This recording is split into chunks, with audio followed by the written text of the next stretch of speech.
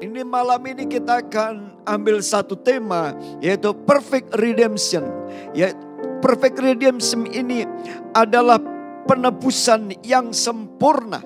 Penebusan yang sempurna ini hanya dikerjakan oleh Kristus. Saudara-saudara, agama Kristen tidak hanya mengajarkan tentang sebagian saja yang ditebus. Misalnya beramal, berbuat baik terus, tidak. Atau kita terus sembahyang terus, bukan itu saja. Tetapi yang dilakukan oleh Tuhan begitu sempurna. Dan inilah pengorbanan yang luar biasa yang Tuhan kerjakan. Dan karena Allah kita telah melakukan di kayu salib, Yesus katakan sudah selesai, dia selesaikan semua di kayu salib. Artinya semua sudah dibereskan oleh Tuhan. Maka itu kita bersyukur, kita ini orang-orang yang sangat berbahagia. Kenapa? Karena Tuhan telah menyelesaikan semuanya. Kita telah menerima berkat anugerah luar biasa. Nah, malam ini kita akan sama-sama saudara untuk merenungkan apa yang menjadi tema kita, perfect redemption. Nah, kita akan lihat di sini saudara-saudara, ayat yang pertama Yohanes 1 ayat 29 kita akan baca. Demikian bunyi firman Tuhan. Pada keesokan harinya Yohanes melihat Yesus datang kepadanya dan ia berkata, Yohanes berkata, lihatlah anak domba Allah yang menghapus dosa dunia. Kalimat ini sebagai deklarasi, pengumuman. Lihat, dengar. Dengar ya, aku katakan kepadamu, lihat itu anak domba Allah. Yesus adalah anak domba Paskah. Yang dalam perjanjian lama kita ingat bagaimana Allah membebaskan orang Israel dari Mesir. Yang disebut perbudakan. Dan Yesus ini gambaran anak domba. Dan waktu di Mesir apa yang Tuhan lakukan? Ketika Tuhan membebaskan orang Israel dari perbudakan di Mesir, maka orang Israel diminta untuk menyembelih anak domba. Dan darahnya dioleskan di ambang pintu. Dan apa yang Tuhan katakan dalam Keluaran pasal 12 ayat yang ke-12. Firman Tuhan katakan demikian. Sebab pada malam ini, kata Tuhan, aku akan menjalani tanah Mesir dan semua anak sulung dari anak manusia sampai anak binatang akan kubunuh, dan kepada semua Allah di Mesir akan kujatuhkan hukuman.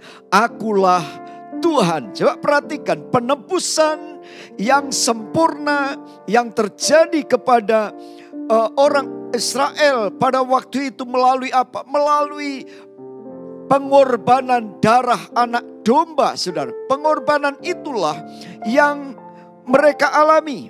Dan apa yang terjadi? Mereka melakukan korban penyembelihan domba. Dan itu puncak kebebasan. Itulah demi itulah kita ingat dari pertama sampai 9. Tapi mereka belum bebas. Tapi yang terakhir Tuhan katakan begini. Sembelih anak domba dan ambil darahnya kamu oleskan di ambang pintu. Dan tulang-tulang dari anak domba itu tidak boleh ada yang patah. Karena itu menggambarkan Kristus yang tulangnya tidak boleh dipatahkan. Kita ingat penjadi kanan kirinya dipatahkan kakinya. Supaya mereka cepat mati. Tapi karena Yesus sudah meninggal pada waktu itu, maka Yesus ditusuk lambungnya. Nah, apa yang dikatakan dalam Keluaran 12 ayat yang ke-13, coba perhatikan. Dan darah itu menjadi tanda bagimu pada rumah-rumah di mana kamu tinggal. Apabila aku melihat darah itu, maka aku akan lewat daripada kamu. Jadi tidak akan ada tulah kemusnahan di tengah-tengah kamu apabila aku menghukum tanah Mesir. Saudara-saudara ingat, ketika anak domba Paskah disembelih dan darahnya dioleskan di ambang pintu, maka keselamatan yang sempurna itu dialami oleh orang Israel di Mesir. Apa yang dialami? Yang pertama, mereka berubah status dari budak menjadi orang yang merdeka. Dan mereka jadi miskin menjadi kaya. Karena pada waktu itu Tuhan katakan begini, hei sebelum kamu keluar ya, kamu minta tuh ke tetangga-tetangga, emas, perak, kakek apapun yang kamu minta, mereka akan berikan. Karena aku akan membuat mereka bermurah hati. Ketika anak domba Paskah disembelih, lalu darahnya dioleskan di ambang pintu, maka pada malam itu Tuhan bertindak, penghukuman terjadi. Seluruh anak sulung di Mesir dari manusia sampai binatang mati. Tetapi bagi orang Israel tidak ada kematian. Artinya apa? Pada waktu itu ada kemerdekaan yang utuh. Mereka pergi dengan tangan penuh, bukan tangan kosong, saudara. Mereka menjarah Mesir dalam satu malam. Yaitu dengan seluruh kekayaan Mesir diambil pada waktu itu. Lalu apa yang terjadi? Saudara perhatikan, mereka pergi dengan kaya raya.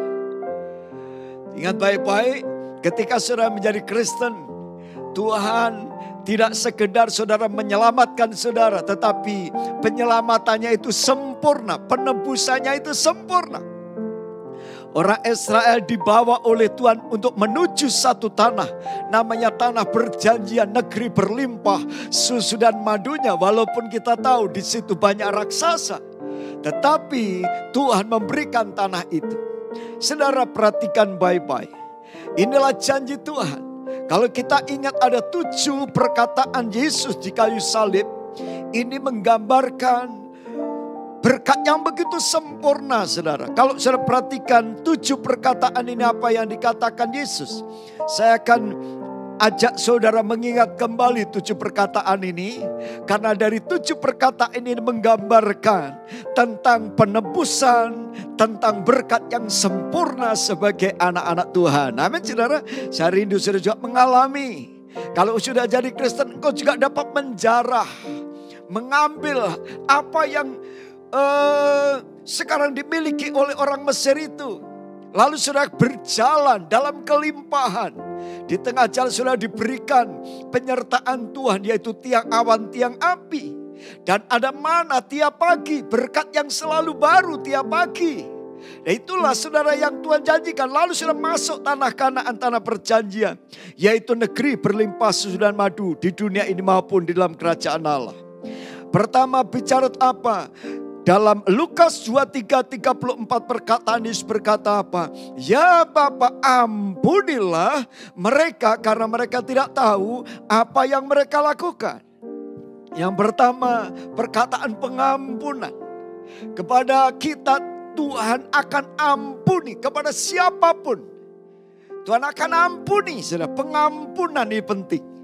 Yang kedua, Yesus katakan begini, sesungguhnya hari ini juga kamu akan bersama aku ke dalam Firdaus. Kata-kata ini diucapkan kepada penjahat yang di samping kanan dan di sampingnya, saudara, salah satunya. Dia katakan hari ini juga kamu akan bersama ke Firdaus. Ini jaminan keselamatan. Setelah diampuni, dijamin keselamatannya. Penjahat ini tidak sempat dibaptis. Penjahat ini tidak sempat berbuat baik. Tetapi hari itu dia katakan, Yesus, kalau engkau datang kembali ingat aku. Lalu Yesus katakan hari ini juga kamu ke Firdaus. Kalau Tuhan mampu menyelamatkan penjahat yang dalam detik-detik terakhir hidupnya dia bertobat dan diselamatkan, apakah Tuhan tidak sanggup menyelamatkan kita semua? Saya yakin Tuhan sanggup. Yang ketiga, pemeliharaan Tuhan. Yesus melihat ibunya. Ibunya yang harus ditinggal oleh Yesus. Lalu Yesus titip kepada saudaranya namanya Yohanes. Yohanes, ini ibumu. Ibu, ini anakmu. Ini pemeliharaan Tuhan. Kalau Tuhan memikirkan Maria, Tuhan juga memikirkan kita semua. Kita pasti dipelihara Tuhan. Karena penebusan Tuhan itu sempurna. Bukan hanya keselamatan, tetapi juga seluruh alam semesta dalam penyelamatan daripada Tuhan. Lalu saudara, yang keempat, Yesus katakan, Allahku, Allahku, mengapa engkau meninggalkan aku? Yesus rela terpisah dari Bapa. Yesus hatinya hancur karena selama dari dulu sampai dia mati tidak pernah terpisah antara Bapa, Anak dan Roh Kudus menjadi satu kesatuan. Mereka tidak, Allah ini tidak terpisahkan. Yesus tidak pernah terpisah dari Bapa. Tetapi hari itu Yesus rela terpisah untuk apa? Untuk menebus dosa. Dia mau masuk ke neraka jurang maut. Dia mau mati untuk kita terpisah dari Allah. Untuk apa? Karena supaya saudara juga diselamatkan oleh Tuhan. Ini yang keempat. Saudara perhatikan baik-baik. Lalu apa yang kelima? Penggantian. Aku haus. Yesus merasakan kehausan saudara. Yesus merasakan penderitaan saudara. Dia sebagai Allah yang rela mati, dia merasakan haus, lapar, menderita, sakit. Tetapi semua itu ditanggung karena ingin mengganti saudara. Ingin mengganti rasa hausmu. Supaya engkau boleh minum air kehidupan yang tidak membuat engkau tidak akan haus lagi. Lalu yang keenam, pengumuman deklarasi, dia katakan sudah selesai. Semua sudah beres. Kamu tinggal terima enaknya. Nih orang Kristen kadang-kadang gak seneng saudara dikasih yang enak. Maunya yang gak enak saudara ya. Yang ringan dikasih, pengen yang berat. Yesus kata sudah selesai. Waduh masih tuh coba bantu Tuhan sana sini dengan cara-cara yang menyimpang kadang-kadang dari firman Tuhan. Saudara jangan. Mari kita fokus kepada apa yang Tuhan sudah selesaikan semua. Jangan takut. Tugas kita hanya ikuti Tuhan dengan setia. Yang terakhir tujuan sempurna. Tujuan kesempurnaan. Ya Bapa, ke dalam tanganmu kuserahkan nyawaku. Saudara saya ingin sampaikan. Tujuan akhir dari keselamatan kita adalah ketemu Bapa. Penyerahan total kepada Bapa. Bapa, ke dalam tanganmu aku serahkan nyawaku. Itu yang harus kita lakukan. Ikut Tuhan sampai selesai. Sempurna sampai ketemu Bapa. Jangan pernah murtad meninggalkan Tuhan. Seringkali kita terkecoh untuk kita mengikuti dunia ini saudara ya. Tetapi saya rindu saudara juga mengalami kesempurnaan yang luar biasa. Baik saudara, apa yang Tuhan lakukan, penebusan itu sempurna. Karena dalam Wahyu pasal 59 dikatakan demikian. Penebusan itu untuk semua kaum, suku, bangsa dan bahasa. Semua ditebus. Tuhan gak pilih kasih. Tidak ada bangsa yang istimewa di dunia ini. Sudah ngerti? Tidak ada bangsa yang istimewa atau tidak ada bangsa yang tidak istimewa. Semua bangsa di mata Tuhan istimewa. Sehingga kita ingatkan, anak sekolah minggu suka nyanyi, Yesus cinta segala bangsa di dunia, hitam putih kuning merah, semua dicinta Tuhan gitu kan. Yesus cinta segala bangsa di dunia. Apa saudara? Jadi yang hitam bersyukur, yang kuning bersyukur, yang merah saya belum tahu itu merah kayak apa. Saudara-saudara, bersyukur karena kita semua dicinta Tuhan. Maka itu ayat ini berkata begini, dan mereka orang tadi semua suku kaum bangsa ini, mereka menyanyikan satu nyanyian baru. Engkau layak menerima gulungan kitab itu dan membuka meterai-meterainya karena engkau telah membeli. Perhatikan kata membeli. Engkau telah disembelih maksud saya. Dan dengan darahmu engkau telah membeli mereka bagi Allah dari tiap suku dan bahasa dan kaum dan bangsa. Semua dicinta Tuhan. Termasuk saudara yang hari ini ikut ibadah. Saudara disayang Tuhan. Amin saudara. Coba ngomong sama suami, Bi, Tuhan sayang sama papi. Tuhan sayang sama mami. Nak, Tuhan sayang ya. Jangan tinggalkan Tuhan. Tuhan cinta sama kita. Penebusan itu sempurna. Saudara, ketika kita disalib, ketika Yesus disalib itu ada pertukaran, pergantian, menukar. Apa yang ditukar saudara? Yesus lakukan pertukaran. Dan pertukaran ini Allah melakukan pertukaran.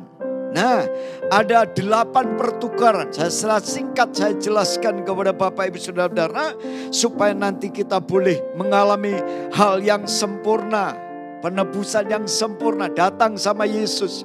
Ya, hukuman menjadi kebebasan. Segala penyakit disembuhkan. Yang bersalah dibenarkan. Yang miskin, saudara, buta, telanjang dijadikan kaya dan mulia. Yang dipermalukan dipermuliakan. Yang terpisah menjadi musuh Allah sekarang menjadi anak Allah, menjadi sekutu Allah. Dan juga saudara, segala kutuk diubah menjadi berkat.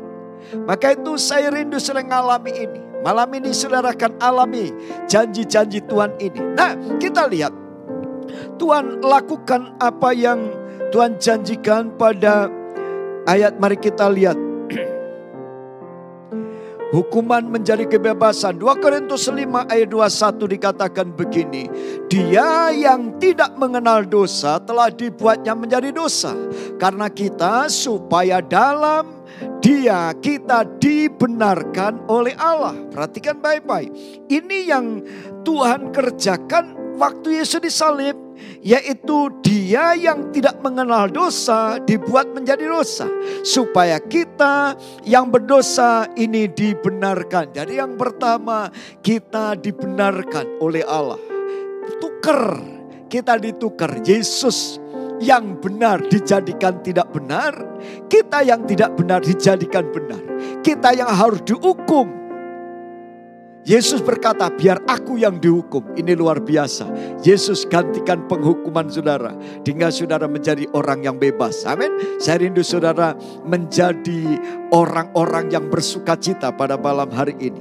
Saudara, lalu yang kedua apa? Yang kedua dikatakan segala penyakit menjadi kesembuhan. Yesaya 53 ayat 4. Saudara, dikatakan begini. Tetapi sesungguhnya penyakit kitalah yang ditanggungnya. Dan kesengsaraan kitalah yang dipikulnya. Dan padahal kita mengira dia kena tulah, dipukul dan ditindas Allah. Perhatikan. Saya ingat waktu itu ada seorang anak muda yang kena sakit lupus. Sakit lupus tidak bisa disembuhkan secara manusia.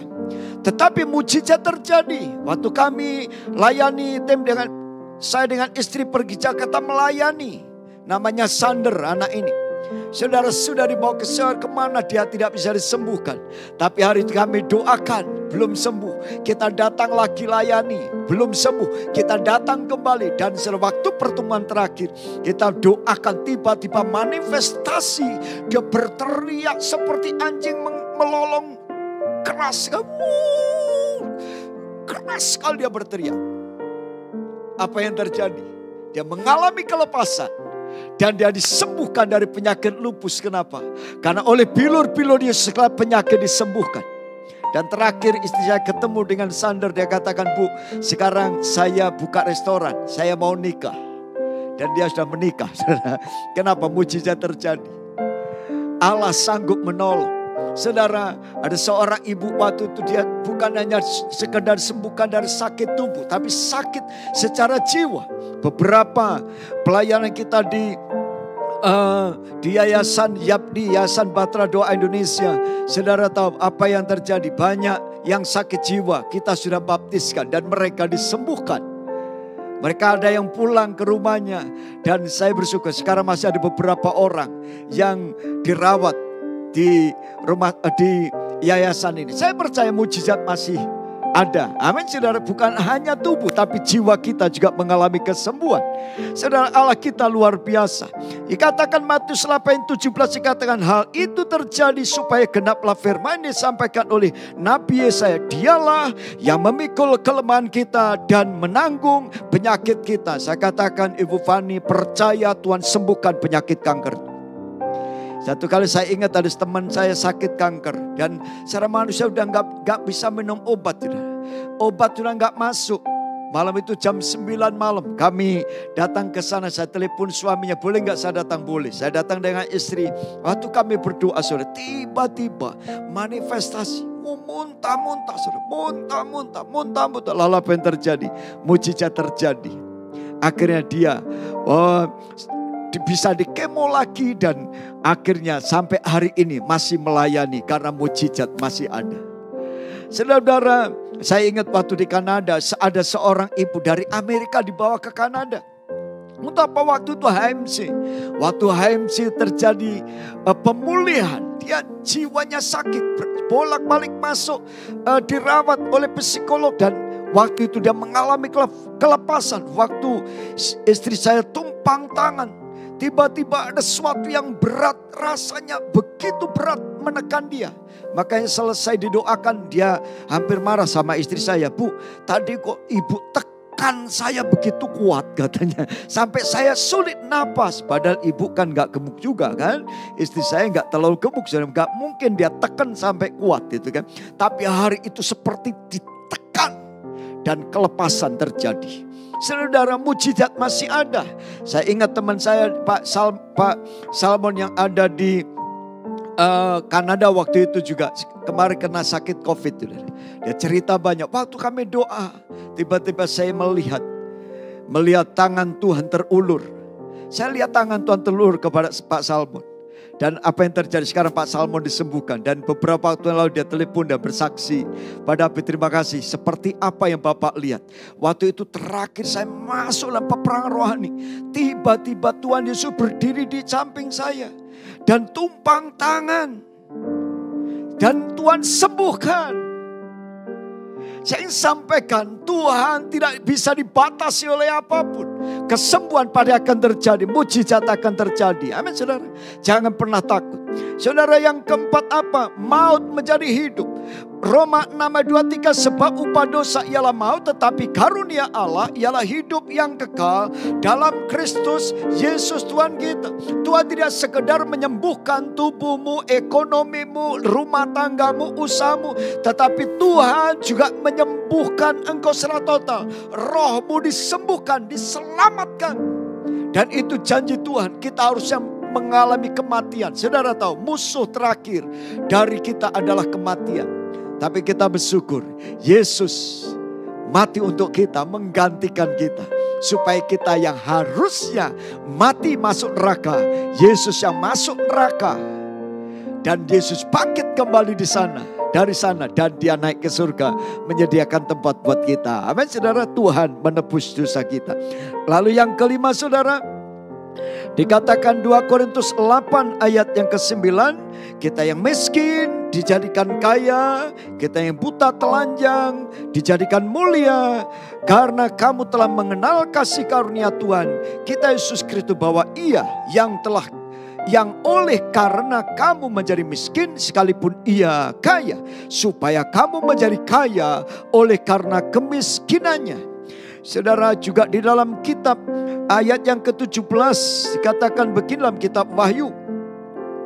Karena engkau berkata aku kaya, dan aku telah memperkaya diriku, dan aku tidak kekurangan apa-apa. Dan karena engkau tidak tahu bahwa engkau melarat dan malang, miskin dan buta dan telanjang. Ayat 18. Maka aku menasihatkan engkau supaya engkau membeli, artinya membayar harga, membeli daripadaku emas yang telah dimurnikan, kekayaan yang sejati, yang sempurna, sumbernya dari Allah. Emas murni, kekayaan itu sumbernya dari Tuhan sendiri. Dimurnikan dan supaya engkau menjadi kaya. Kita tidak kaya secara materi saja, tetapi kekayaan kita sempurna karena penebusan itu sempurna. Lalu dan juga pakaian putih supaya engkau memakainya agar jangan kelihatan ketelanjangan dan yang memalukan, dan lagi minyak untuk melumas matamu supaya kamu dapat melihat. Yesus telah mengubah kemiskinan kita menjadi kemuliaan. Saya percaya itu yang Tuhan lakukan supaya saudara kaya di bumi, juga kaya di surga. Amin saudara. Lalu yang ke-6 saudara, kita seringkali dipermalukan karena dosa telah membuat kita malu. Tetapi Tuhan katakan begini, marilah kita melakukannya dengan mata yang tertuju kepada Yesus yang memimpin kita dari iman dan yang membawa iman kita kepada kesempurnaan, yang dengan mengabaikan kehinaan tekun memikul salib, ganti sukacita yang disediakan bagi Dia yang sekarang duduk di sebelah kanan tahta Allah. Mari kita fokus. Seringkali kita dipermalukan. Siapa yang permalukan? Iblis itu luar biasa. Sebelum kita jatuh dalam dosa, iblis mendorong-dorong kita supaya jatuh. Oh, setelah jatuh kita dipermalukan oleh iblis luar biasa. Maka hati-hati saudara ya. Tetapi Tuhan tidak seperti itu. Tuhan menutupi segala kesalahan kita. Tuhan tidak permalukan saudara. Sekalipun saudara berbuat dosa, Tuhan katakan sekalipun dosamu merah seperti gerimis dijadikan putih seperti salju, yang kau dipermuliakan. Tuhan sanggup memuliakan hidupmu. Yang hidup dalam dosa, coba saudara jangan sampai saudara biarkan dirimu dipermalukan. Lalu saudara, apa yang Tuhan inginkan?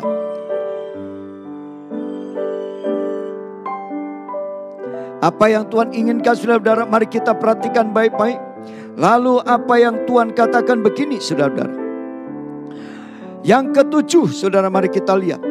Terpisah dari Allah dan menjadi sekutu Allah. Tuhan katakan kira-kira jam 3 berserulah Yesus dengan suara nyaring, Eli Eli lama sabatani, artinya Allahku Allahku mengapa engkau meninggalkan aku. Ini waktunya kita sungguh-sungguh menyadari kita dulu terpisah dari Allah. Sekarang kita jadi anak Allah, sekutu Allah. Apa yang Tuhan punya menjadi milik kita semua. Dan yang terakhir saudara, yang Tuhan katakan begini, kutuk diubah menjadi berkat. Saya berdoa kutuk-kutuk apapun akan dibebaskan. Kita baca sama-sama ayat ini dengan suara keras. Bapak Ibu di rumah baca baik-baik. Ayat Galatia 3 ayat 13-14. Kristus telah menebus kita dari kutuk hukum Taurat dengan jalan menjadi kutuk karena kita. Sebab ada tertulis, terkutuklah orang yang digantung pada kayu salib. Yesus Kristus telah membuat ini supaya di dalam Dia berkat Abraham sampai kepada bangsa-bangsa lain, sehingga oleh iman kita menerima roh yang telah dijanjikannya. Tuhan ubah segala kutuk menjadi berkat. Kutuk apa yang ada pada saudara, kutuk kemiskinan, kegagalan, kutuk sakit, penyakit, diubah menjadi berkat. Karena apa? Semua telah dipikul di kayu salib. Malam ini apapun keadaanmu, Tuhan menebus secara sempurna. Dan untuk itulah kita ada malam ini untuk berdoa bersama-sama, untuk menikmati berkat kasih karunia Tuhan. Mari kita akan masuk dalam doa. Saya ingin sampaikan, Tuhan mengasihi kita semua. Amin saudara. Dia rela mati untuk menebus dosa kita. Dengan darah yang mahal Dia menebus dan Dia gantikan kita semua. Makasih Tuhan, kami ucap syukur. Mari kita bersatu hati berdoa. Kita naikkan pujian tadi.